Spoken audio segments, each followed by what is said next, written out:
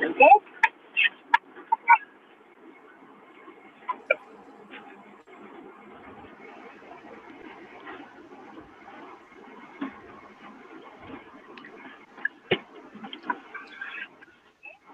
today we're going to be talking about private and out-of-state colleges and letters of recommendation and how to submit those. So yeah, without further ado, here we go. All right, private and out-of-state. Today we're going to be talking about there are 3 different types of applications that are common with out-of-state and private schools. The first one is the coalition.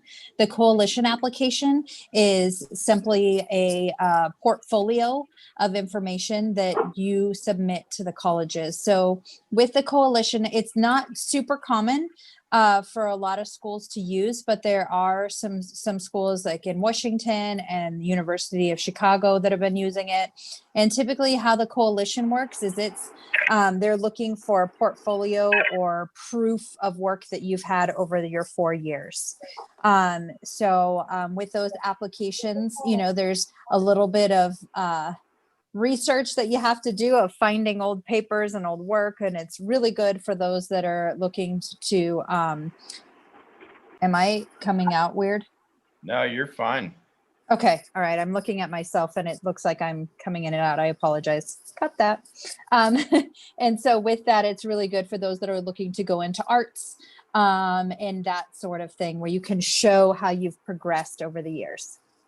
The next one is the Common App. So the Common App application is just that, the most common application you'll see. And that's kind of a one-stop shop for you to enter in all of your information. And then from there, you can apply to the different colleges that are out of state or private from that one application. Now, along with already having in all of your demographics information and your self-reporting of your grades, it's also a lot of times going to have supplemental writing pieces to it.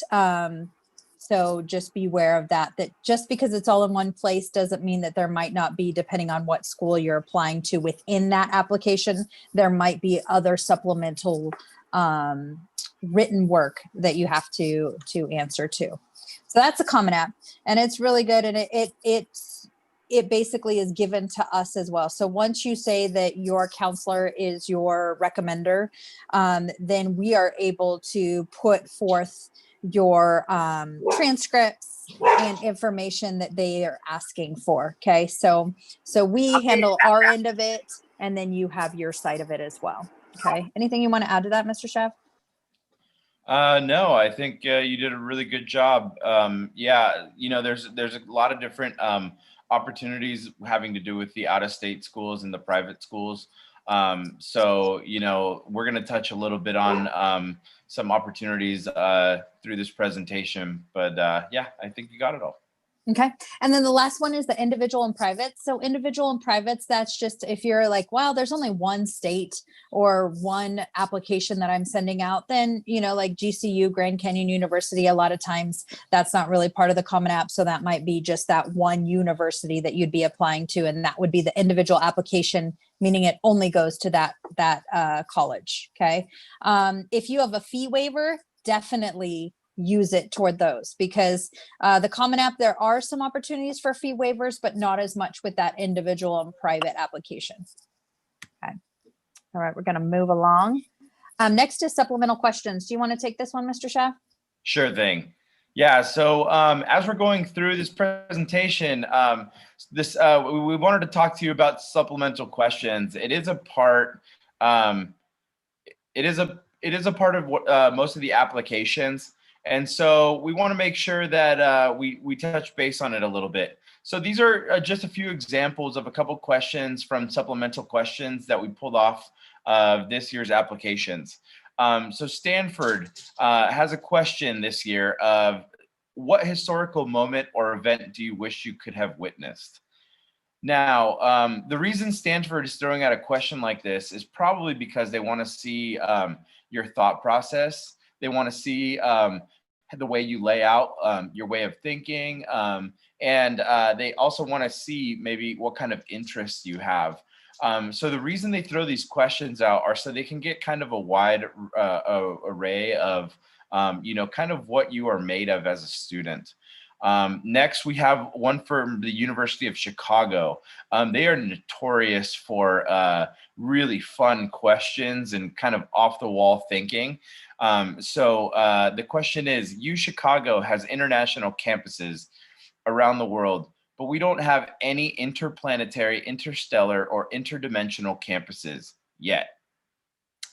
Propose a spot in time or space in this or any universe for a new Chicago campus. What type of course would be taught at the site? What cultural experiences await students who study there? Now, the reason Chicago throws questions out like this, and in the past they had a question that, for example, was just asking people to write about mustard. The University of Chicago wants you to get creative. When they throw a curveball at you like this, they want to see you knock it out of the park. So when it comes to this kind of stuff, get creative. Reach deep down inside of you and tell them a great story that will be memorable, that will be something that sticks in their minds. And I think a lot of times in the supplemental questions is where you have an opportunity to capture the reader on the other end. So, and then lastly, the last question on here is one from the University of Notre Dame. Many high schools have books that are required reading. Thinking beyond the common examples, what books do you believe should be on your school's reading list and why? Now, this is more of an opinion piece. If you take it and you really put thought into it, what University of Notre Dame wants to know is what is your opinion about the types of learning that should be happening at your campus? So when you take that, you really want to build on it and you want to be able to put your voice in there. But another factor in this is just what is the institution like? So it's very common that a school like Texas Christian University, for example, is going to throw out a question about Christianity. They want to know a little bit about your faith base. They want to know a little bit about what role Christianity plays in your life. And so as you're applying to these campuses, just be aware that based on the institution, you might get a question about their own values and their own campuses.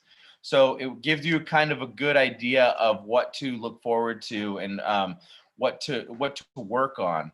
But at the top, if you click on the supplemental questions title, you're going to get a link that'll take you to a website where you can browse through all of the supplemental questions for colleges currently in the Common App. So you can click in there and you can kind of see all the different universities and what they're asking in terms of supplemental questioning. So feel free to browse it and just explore. The whole purpose for this is not so that you apply to all of these schools. It's just to have it as a resource so you can have it and see what kind of other colleges out there maybe might fit you a little bit better. So use it and let us know how it goes. Awesome. And Maybe- yeah, as he was saying already before, when it comes to those, supplemental questions, or next week when we talk about personal insight questions, these are your time to kind of give them a more, view into who you are as an individual and what makes you tick and why you have chosen the careers that you want to go into and all that. So really make sure that when you're filling these out, it's your personality is shining through it. It doesn't matter how well written it does need to be well written, but what the format of it is, and that you've, have a introduction paragraph and all the 3 paragraphs and a nice ending. Like, instead, it's more of just them getting to know who you are and having that personality and that window into who you are. Yeah. I want to address the chat real quick. Go There's ahead. some conversations about starting this at 2:40 and also about this being recorded. So school should be out by 2:30. And we kind of start around this time to get everybody going. But this is being recorded. We are actually live on YouTube right now. So as we continue to talk, It's going to continue to record. And once we're done with this presentation, it will sit on the Mission Vista Counseling YouTube page. So be sure to jump on our counseling YouTube page if you want to rewatch this later for your students. Yeah. Perfect. Thank you.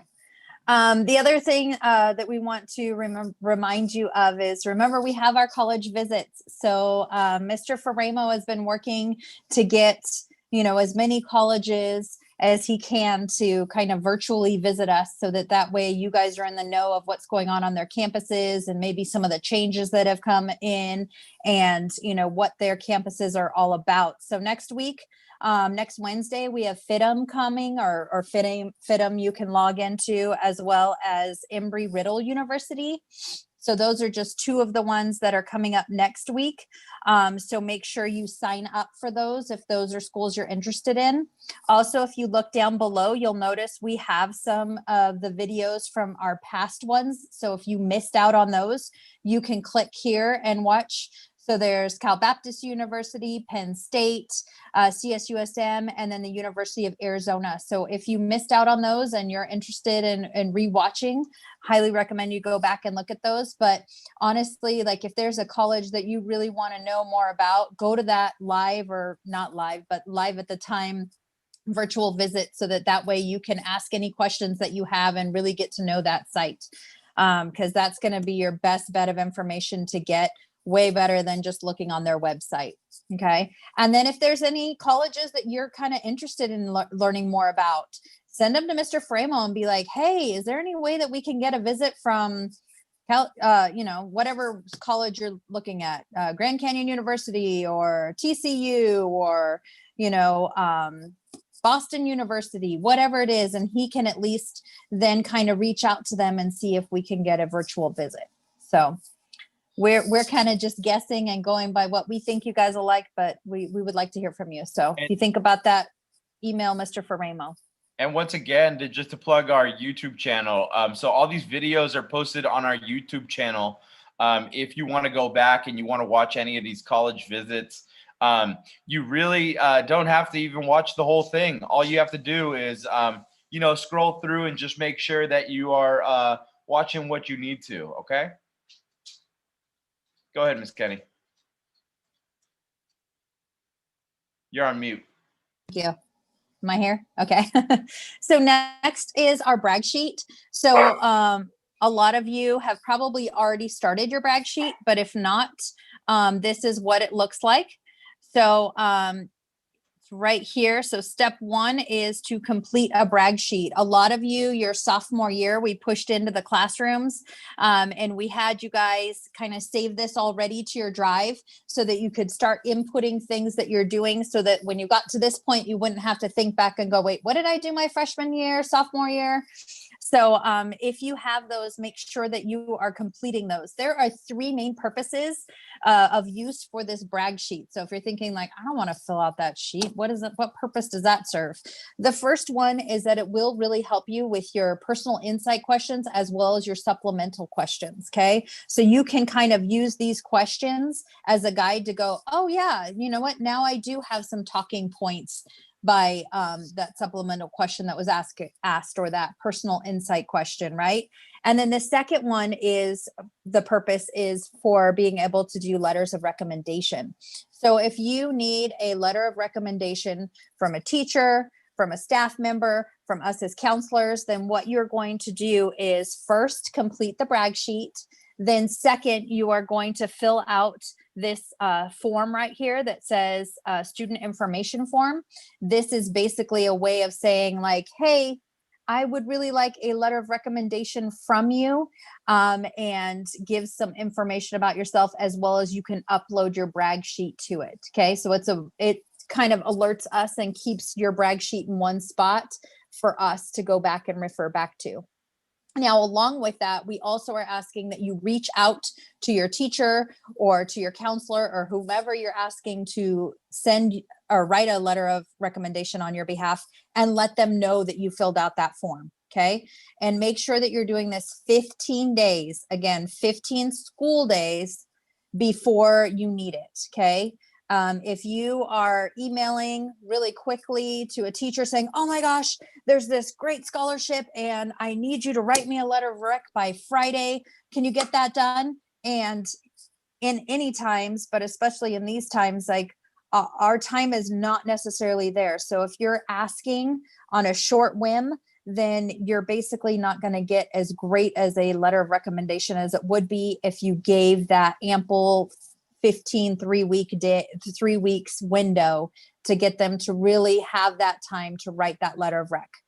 So, letters of recommendation are not really written during school days. It's typically, after school, in the morning, on the weekends. So, value the time and make sure you're giving that recommender the time to write them. Okay. So, step 1 is complete the brag sheet. Step 2 is submit the form. And step 3, make sure you're saying, thank you. Thank you for your time. Thank you for writing that for me. That really goes a long way. Okay. So that's kind of the letters of recommendation. Is there any questions on that? Nope. Nope. We're good to go. Okay. All right. right. So the next one, oh, go ahead. Okay. So moving on. So Miss Kenny just touched a lot about your brag sheet. I am one of those people who do not like doing extra work for the sake of being given extra work. So we don't want you guys to do your brag sheet and just it be a document that you fill out for a letter of recommendation. We actually want a piece of valuable information that you can use. And the way we framed it was when you fill out your brag sheet and it's completed and you're ready to ask for letters of recommendation, the next step after that is taking it and populating your answers from your brag sheet into a resume. Now, the reason we thought this would be useful is because if there are any professional adults with me on this Zoom call, we all have resumes and we all update every 6 months, most likely. A resume is an incredibly valuable piece of paper that you will carry with you the rest of your life, especially if you're going into a higher end profession. Now, as a high school student, I wouldn't recommend your resume be more than 1 page.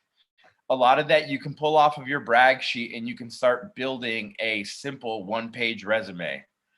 Now, it'll make you stand out from the crowd. If you take that resume in with you to a job interview and you hand it over, you now look that much more professional. If you're applying for a scholarship and you can attach a resume to it, you've just stood out amongst the crowd. So just understand that we at Mission Vista, we like to talk to our students about being prepared. And we know that by building a resume, you can be absolutely prepared. So we have 3 different formats. We have an academic resume, a scholarship resume, and a work resume. Now, the reason they're structured differently is because for resumes, when you're trying to put something of importance in front, you want to be able to structure it in a specific type of way. So open it up, take a look, see if any of those templates work for you, and give us feedback. If you want something else in return and you need more, let us know how we can serve you guys better. But this is at least a step in the right direction to get you guys thinking as professionals, get you guys young adults kind of into the world of resume building. And we as your counselors are always available to sit and go over your resume with you and help build that. So keep us posted. Let us know if we can help with any of that. And Miss Kenny, you have anything to add? You're on mute. No, I think that was good. And again, it's great to have these because then it's talking points and it's actually showing the things that you've done. And, I think sometimes we take for granted all the things that we do or the little trainings that we have. And when somebody has seen that training or seen that volunteer that we've done or know that, class that we took, all of a sudden now they're like, oh, wow, you already have that experience. That's good. Can you speak more to that? So know that it's a good talking point as well. All right. And I know there's a question in the chat. I'm I'm going to put the link to our resume and our resume brag sheet link in the chat. And so if you have any questions on how to get to the resume link, just look in our chat for that link. Again, this is being recorded and we are posting it on YouTube. We're live currently, so if you guys need to go back for anything you missed, you are free to go back onto YouTube and rewatch this once our meeting is done. Thank you. Go ahead, Ms. Kenny. No, you're good. Thank you. Next is also the college resources. So we have 3 college resources that we want you to be aware of. The first one is the Western Undergraduate Exchange Program. Okay, so there is a lot of you that are like, man, I really want to get out of state. You know, I want to see what, you know, Washington or Oregon have to offer. Maybe you want to go to Hawaii or Alaska. You know, there's places that you're kind of really itching to kind of get into and see, but you don't want to make that commitment to move for, you know, the rest of your life. So you just want that taste of it for college. And a big deterrent is typically the money piece of it, right? You're looking at it going, I have to pay out of state fees. No way. Like there's no sense in me getting out of state. Well, the Western Undergraduate Exchange Program, what this does is there are 16 states here that are in the Western District. We're one of them, being California. So of those, what you can do is you apply to the school. Oops, let me go back. You just click on the link. You apply to the school and then you also apply to the program. It's not letting me get to it. Well, there is a link to it. Click on the state. I'm sorry, go ahead. There we go. So once you apply to the school, then you'll be able to get information to see if that college qualifies. Okay, so there is, as I was saying, 16 different states. There's over 160 different colleges that are within those. It doesn't mean that every college in that state qualifies. You have to do a little research on that piece of it. But instead of paying like double the amount that you would pay being an out-of-stater or a person that's from out of state, instead it kind of minimizes it to being just half of what it would typically be. It is a little bit extra of what you would pay in your own state, but not nearly the amount of debt that or amount of money that you would have to pay for it being out of state. Okay, so make sure you're looking through that and seeing seeing if that college that you're looking into that you're maybe a little nervous to apply to because of the out of state fees, see if it qualifies under this, so that way you can have that experience at a cheaper rate. And that calculation is usually 115% of in-state tuition. So pretty much you're paying 100% of in-state tuition plus an extra 15%. So, you know, for example, a state like Hawaii is a popular one for WUI students. If you can go to the state of Hawaii and you can attend for 115% of in-state tuition, it's not such a bad idea to be sitting on the beach in Kona for, you know, 4 years. So keep that in mind, that this WUI could be a really good opportunity to get into another state and not have to, you know, come out of your pocket so much. Yes. So check that out, especially if you're looking to go out of state. Don't let the fees scare you. You might be pleasantly surprised by this. And then the second resource is CCGI. So again, the California Colleges Guidance Initiative. This is something that you've had since your freshman seminar class, right? And you just log in by your email, your Vista Unified email. And in this, it gives you so much different information. There's surveys that you can take to see maybe what your strengths are, to see what career pathways you should go into, and then to see what colleges have that career that you're looking to go into or that major you're looking to follow, right? So I think a lot of times students seem to pick the college because it's a cool college or they've heard great things about it. And then we ask them, we go, well, what made you decide to go there? Oh, I don't know. I just heard it's a really cool school. Well, that's great, but that's a really large amount of money that you're spending on just liking the school, right? So California Colleges is a great resource to be able to look and see, okay, here is what my strengths are. This is what I'm good at. Here's my career pathway. What colleges have that pathway? Okay. And then you're looking at your college as a fit for you rather than you wanting to be a fit for it. Okay. And so with that, another thing is when you're looking up at the different colleges, it'll tell you, is it a suburban college? Is it in a big city? How many students do they typically have? What's the graduation rate? So looking up the specific colleges will also give you a ton of information about that college as well.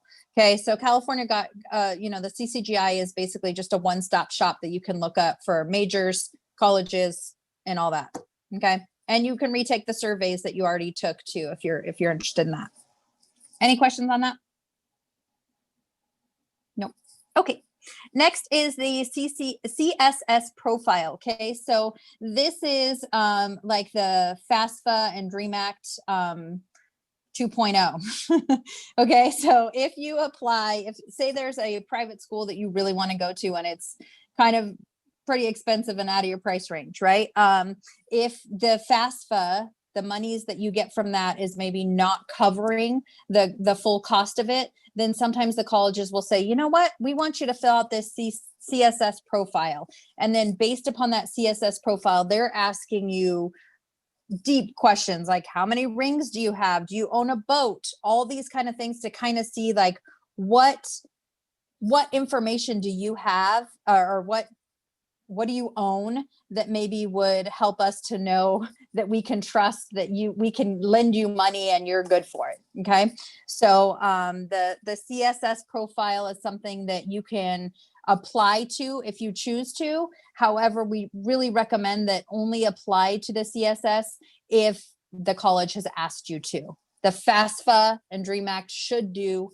This is only really if the colleges are asking for you to apply to this. They're wanting a deeper look into what your finances look like. Anything you want to add to that? Yeah, pretty much. I mean, just what Miss Kenny said. These financial institutions are all about helping students be successful in their college and helping them get financial support to be able to pay for college. I just shared something with Miss Kenny and Miss Parley earlier this week. It was a Vice News article that's kind of circulating around, but it's talking about how financial responsibility amongst students going to college is kind of it's not as big of an emphasis for kids, where it's becoming like a $14 trillion problem for the U.S. economy. So we want people to understand that schools are businesses. Colleges are businesses. They should want you as much as you want them. And our goal as educators that are working for you guys is that you guys will come out of college with a 4-year degree without having to pull money out of your pocket. And if we can do that, that's really what we're shooting for here. I'm not so focused on getting you to Stanford as I am getting you to graduate with a degree in hand with no loans and no money coming out of your pocket. So understand that when we talk to you guys about these things, we want you guys to do your research, but we also want you guys to spend as little as possible in terms of reaching your goals, because this should not be something that you're having to, kind of turn in your life savings to get to the college of your dreams, because we know that that is not fiscally responsible. So just understand that side of it, the business side of it, because these colleges, at the same time, they want you guys to go there and they want to be attractive to you guys. But at the same time, open those eyes. Don't get that rose-colored glass out from in front of you so that you're not hypnotized by everything this college is telling you. Know yourself. Know that you're capable of doing this, and save yourself some money if you can. Definitely. All right. Any questions on that? I really like how Mr. Chavarine mentioned that, these big colleges and universities, they are a business. And, at the end of the day, they need to keep themselves in business, and it might be at your guys's expense at times. So that's why we really want you to know what your end goal is and know what you want to do 4 or 5 years out, and then see what are all my options, what are all the ways that I can get there, and what is the most cost efficient way that I can get there, so that way, depending on how much you end up making in your career, you can pay it off in a decent amount of time. Yeah, in that video that I shared with Ms. Kenny and Ms. Parley, there was a young lady who was saying that in high school she was working with her counselors, and her counselors were telling her, "Go to college. It's going to change your life. It's going to change your life." And we talk about it like it's a good change in your life, but for her it was actually a bad change. Going to college was the worst decision she's ever made, because she ended up having $100,000 worth of loans, and she has a job where she's sinking and drowning in student loans. She can't buy a house. She can't take out a loan for a car. Nobody's going to give her credit. Like it just ruined her life going to college. And so we want our students to be prepared for that kind of stuff. And so understand that, if this is something that is fiscally over your head, you really want to be careful in jumping in head first. You might want to back away a little bit and really look at all of your options that are on the table. And maybe going to, community college first and then transferring is a better way, or making sure, that you're prepared to pay for it, because a lot of times, like I always say with this about teaching, we go in it for the outcome, not the income. And, if you're wanting to go into education, you probably don't need to go to that super high end, private school that's costing you, I don't know, $100,000, instead you can go to, a state school or go somewhere and take the classes that you need to prepare you for it. But that doesn't cost so much. So yeah, just be wise, do all your research. That's the biggest thing, is research is the most important thing. And, obviously we want you to go to college. We want you to have an education, and we want you to get to your path that you want to go to, but just think of all the different ways. There's not a one-stop shop, and there's not one way to get there. There's several different, pathways to there. Yeah, and Miss Kenny kind of touched about it, but we have some amazing opportunities in our own backyard that you can take advantage of for little to no cost. So understand that, San Diego may be a small city, but it's a small city compared to like LA and New York, not to like Bismarck. Okay, so understand that, we have a lot of opportunities here in San Diego that you can be taking advantage of, and reach out for them, take advantage of those free opportunities, because there's so much out there for you to move along in your education without having to spend a dime. Yeah. All right. Awesome. So next is NACAC. Yeah. Go ahead. So as schools have been working through the coronavirus impact on their campuses, NACAC is a larger organization that works with college admissions that has put together a website for colleges across the nation to update information in terms of coronavirus and how it's affecting their campuses. We've been getting a lot of questions the last couple of weeks about SATs and ACTs, especially because the state of California hasn't opened the doors to College Board to allow test taking. So that hurts California students, but this gives you an opportunity to even find out if your school is going to make a fuss about not having the SATs. So if you go in there and you search Los Angeles, for example, what's going to happen is you're going to type in Los Angeles, and then down below under the institutions, you're going to see University of California, Los Angeles, UCLA. If you click on it, you can scroll down, and that window is going to scroll down for you. And you're going to see that they're updating information in terms of transcripts, testing, all that stuff.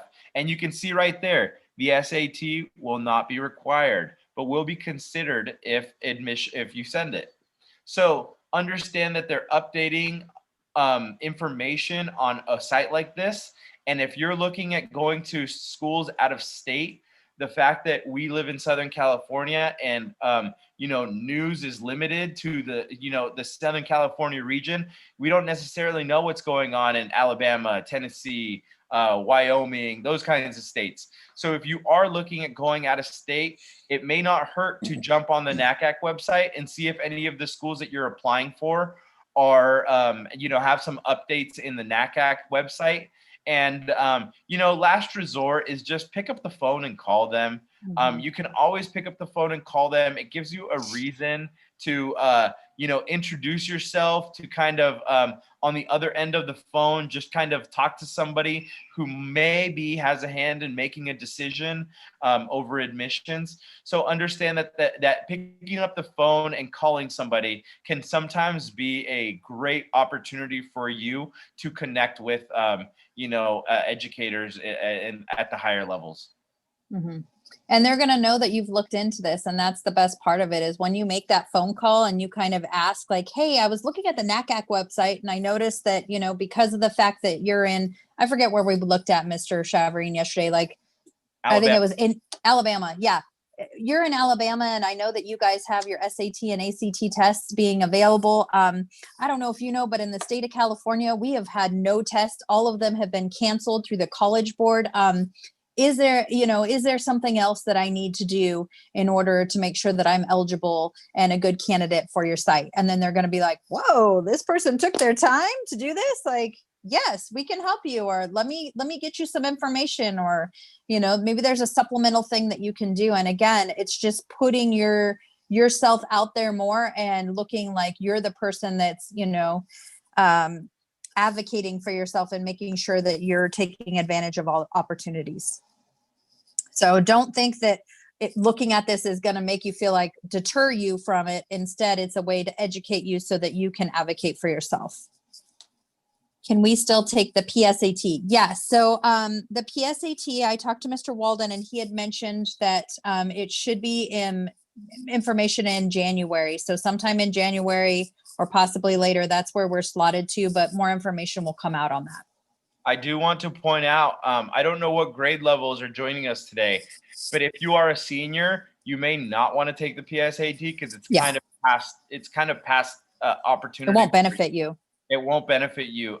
If you're a junior, absolutely take it because of the National Merit Scholarship opportunities, which is an 11th grade qualifying year. So if you're an 11th grader, absolutely sign up to take the PSAT. But if you are a senior, you may as well move on to the SAT, ACT, because the PSAT is going to be of no value to you, except for practice. And if you can't take the SAT or ACT, try to take an AP test, if you can, or that's kind of the only thing that's really being offered right now. And I know I get this question a lot, but if you go to community college for 2 years and transfer out to a 4-year university, you don't need to take the PSAT or the ACT. So just understand that you can avoid testing completely if you decide to go to a community college and transfer out. Yeah, exactly. All right. And last but not least, social media. So Mr. Chavarine was just talking earlier about Social Dilemma. It's a, hey, how's it going, Mrs. Parley? Hi, sorry I'm late. Yes. It is a documentary on Netflix. Is that where you found it, Mr. Chavarine? Yeah. It's on Vice. Yes. Oh, Yes. no, that's a different one. Sorry. Social Dilemma. Watch Yes. it. It will make you not want to pick up your phone at all. Yes. But with that being said, you should pick up your phone and look at your social media threads to kind of see what they look like. So if you have things on there that could kind of be a little controversial, or that you're looking at it and you're like, I don't know if I'd want my grandma looking at this, or some of my friends, or think of your, fake Finstagram accounts and, all of that kind of stuff.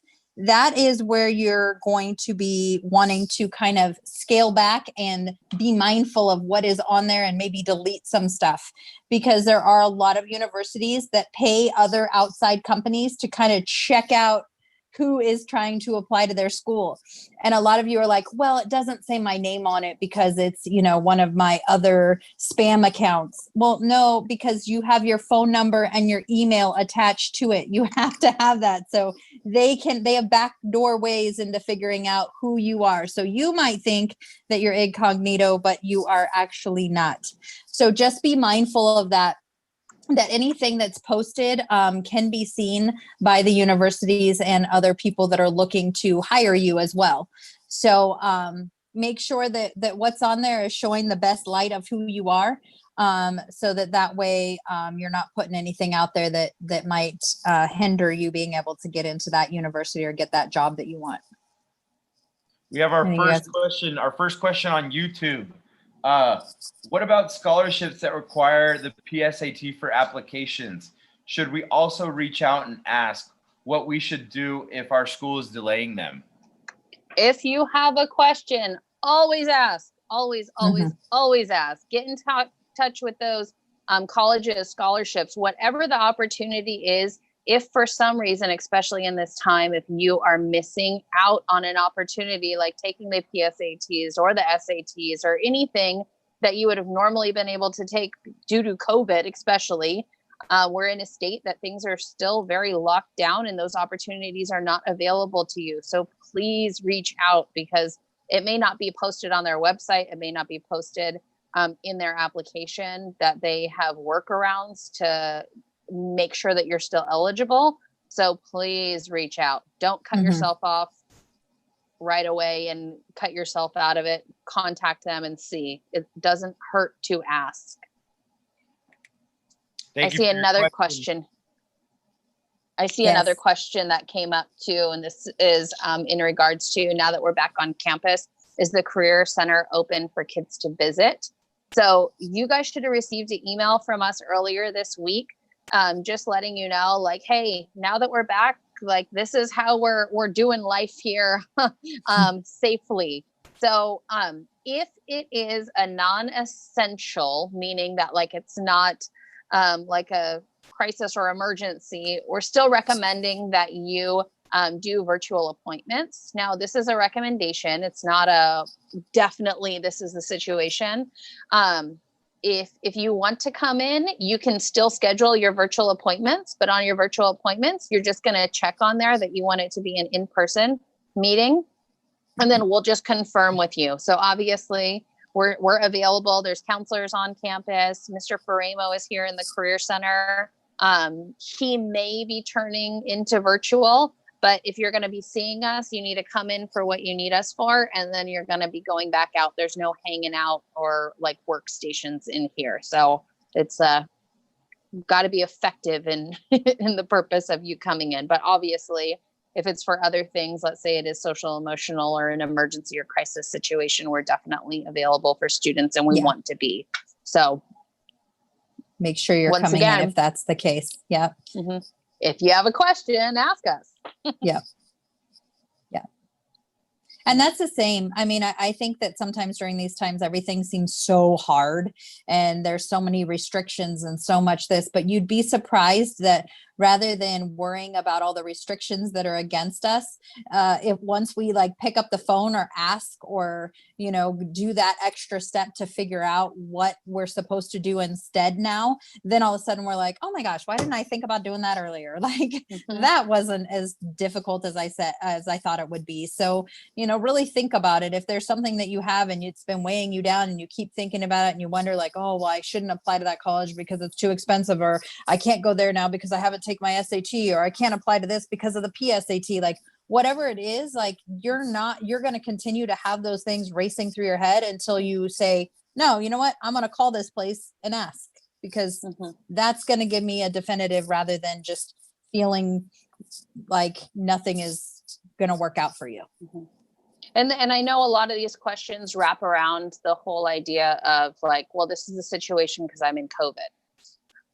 There's a lot of COVID relief that's out there, but this is a great tool for you to learn for the future when finally we're out of all this, that, hey, even in the real world, without COVID being a problem or anything else, still, it is a great opportunity for you to ask and ask and be able to see what opportunities are out there for you. So learn now while it's challenging or difficult. And then when it's not so challenging or difficult, you may find it even easier and more opportunities or things that are available to you. Yep. All right. Any other questions coming up? I don't see any on YouTube. I do see one in our chat. How do I submit MVHS transcripts and transcripts from Palomar and Miracosta? Great question. So we use, oh, sorry. Go ahead. So we use a program called Parchment here at Mission Vista. All students were emailed a code roughly a week or two ago. And that code, allows you access to your specific Parchment account here at Mission Vista, where you can send your transcripts. You can send one to yourself. You can send one to colleges. You can send it to scholarships, NCAA, NAIA, all for free while you are a current student. Now, if you attended a community college while you were in high school, know that not only are you going to have to request it from the community college as well. So we have some resources for you guys to tell you how to do that in the most cost-effective ways. But also don't go start requesting transcripts because you think or know or have an idea that these colleges are going to need them from you. Only request transcripts once they have been requested from you. So if you have a scholarship and it says, we need your official transcripts, great. They just told you that you need to send them off. If you're applying to a college and it says, eventually we're going to need your transcripts. Eventually does not mean now. Okay, so hold on until they say, we are now requesting your official transcripts. So one of the biggest ones that we talk about is UC, CSUs, community colleges. Those are the most common for our students. They do not want your transcripts typically until your final transcripts have been posted, and that's going to be in June after you graduate. So if you're applying to a Common App school, specialty program, or scholarship, those are the ones that are probably going to want your transcripts now. But if it's CSU, UC, or community college, don't send it to them. They're going to be upset that they're getting junk mail. We had a question, and I think it's a good reminder in the chat about when you're filling out your applications, is Mission Vista a quarter or semester school? We are semester. Yeah. Yeah, we give 2 grades. You get a midterm and a final grade. The midterm is your first semester, your final is your second semester. And then we start 4 new classes in the spring, same semester style. So as you guys are just moving along and filling out your applications, if you guys have more questions about that, on our counseling website, there is a Q&A sheet that'll answer all those questions for you. So be sure to visit our Mission Vista counseling page off of the Mission Vista website, and you can find all sorts of resources under the College Helpful Resource tab. Yep. So if you think about it too, as far as your classes go, you've got your 4 classes in the fall, 4 classes in the spring.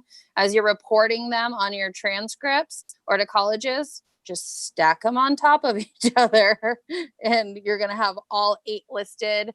Your midterm, like Mr. Chavarine said, is your fall grade, and your final is your spring grade. Mm-hmm. And if you have questions about that or want us to review your applications with you, feel free to schedule virtual appointments with us. You're able to share your screen with us, and we can go through to make sure that everything that you input is correct. Yeah. Kenny, did you have something else you want to add to that? No, I was just going to clarify that fall and spring, because a lot of students were saying, but wait, it says fall and spring. So how do I fill that in? But yeah, so your midterm is your fall. Your final is your spring term. So that's how the grades look. And if you're reporting for this year, then, you have currently taking and plan to take are your spring ones. Okay. So in progress is the ones that the 4 classes that you're in now, and then your spring are planned to take. Okay. So that will help them. And the colleges know that that's how we report it. So don't be confused with it saying that fall and spring term. Any other questions out there? No. All right. Well, what we can do is we're going to end our YouTube live session right here, and we're going to hang out a little bit just to answer any last minute questions from anybody. So thank you guys for joining us on YouTube, and we'll see you guys next week. For those of you who are going to hang out, sit tight, and we're going to